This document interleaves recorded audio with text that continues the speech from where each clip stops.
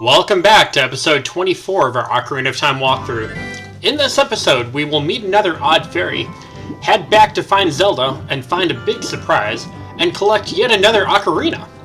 We have just obtained a third spiritual stone from Ruto that we've been after, and now need to go back to the castle to let Zelda know. But before we do that, there are a few things we can grab here in Zora's Fountain. So swim over to the peninsula on the bottom right-hand corner of your map, and roll into the tree in order to collect a gold statula. That'll be token number 31. Now, just past the tree, you'll notice two boulders. One is bombable right now, the other at this point you can't do anything with. So we'll go ahead and place a bomb by the bombable boulder, and it will open up a cave behind us. Run on inside to meet the Great Fairy of Magic. So run up to the symbol of the Triforce, whip out your ocarina, and play Zelda's Lullaby to make the fairy appear.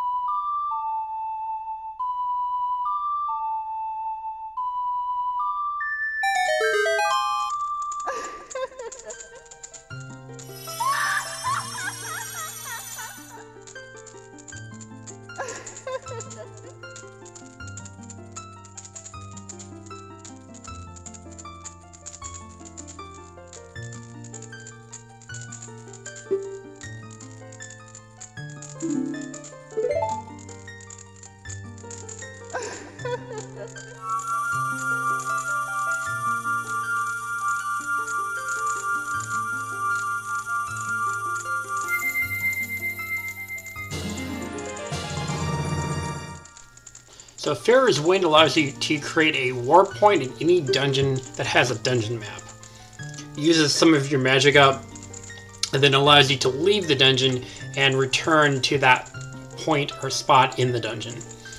Not something that is frequently used, and not anything that you really need, but it's there.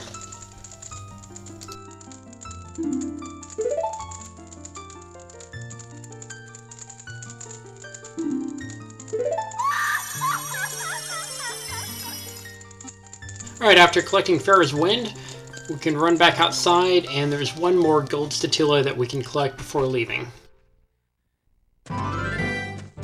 This gold statula only comes out at night, so if it's daylight, go ahead and play Sun Song to make it night.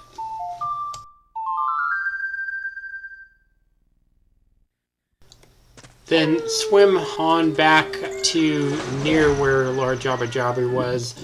There's that big tree stump that is sticking out of the water. So if you go just to the right of it there, you can run along that shallow area, climb all the way up on the tree stump, and you'll notice on the wall on the far side, there's a gold statula that comes out only at night.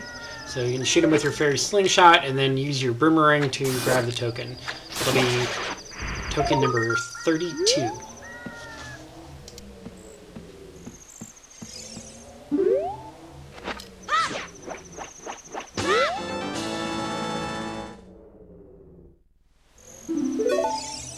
And that is all that we have to do inside of Zora's Fountain. So go ahead and continue on the way that we were coming and head back into King Zora's chamber.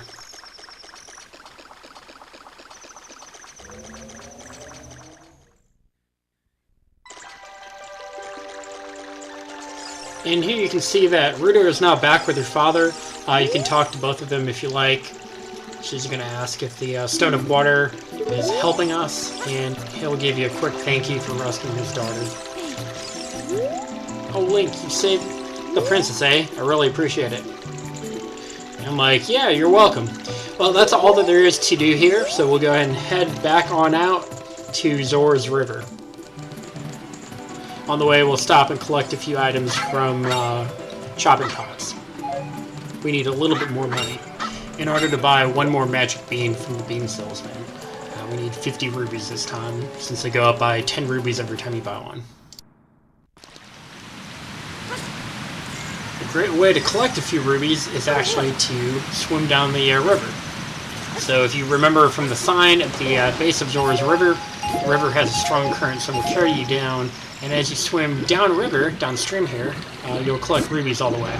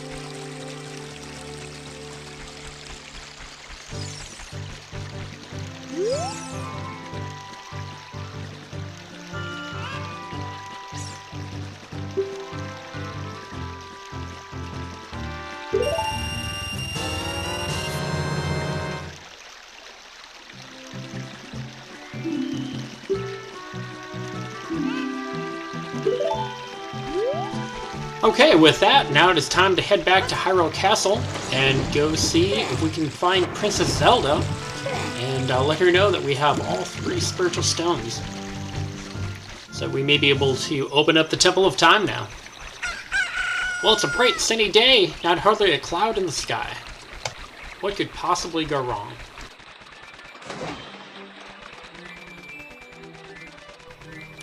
Well, that's odd. It's daylight, and the drawbridge to Castletown is closed. We've never seen that before. And as we start approaching the castle, the clouds start rolling in, and the weather's not looking so great anymore.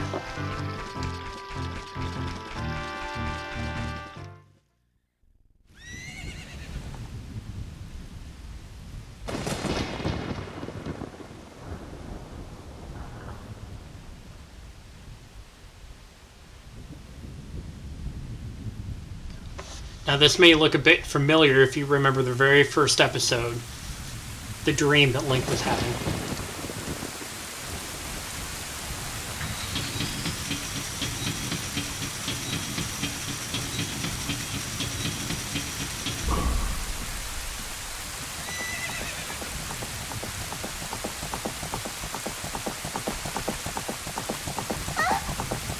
Well, there goes Zelda and Impa, if you remember from when we visited the castle with Zelda's nursemaid.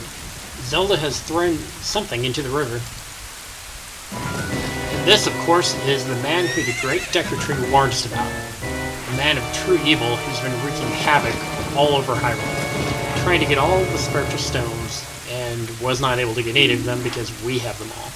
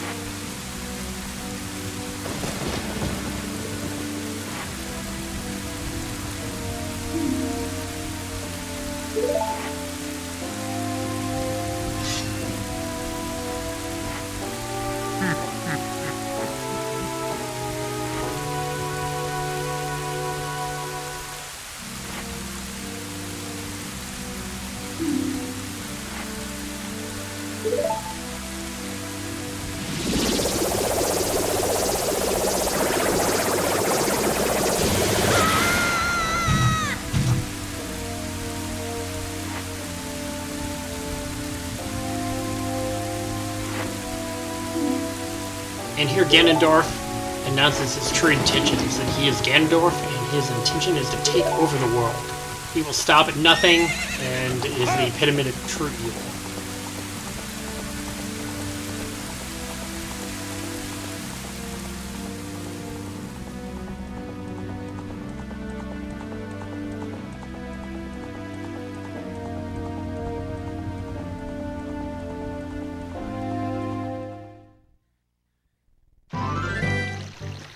Alright, as the cutscene ends, go ahead and run back over to the moat to see what Princess Zelda threw down in their forest to find.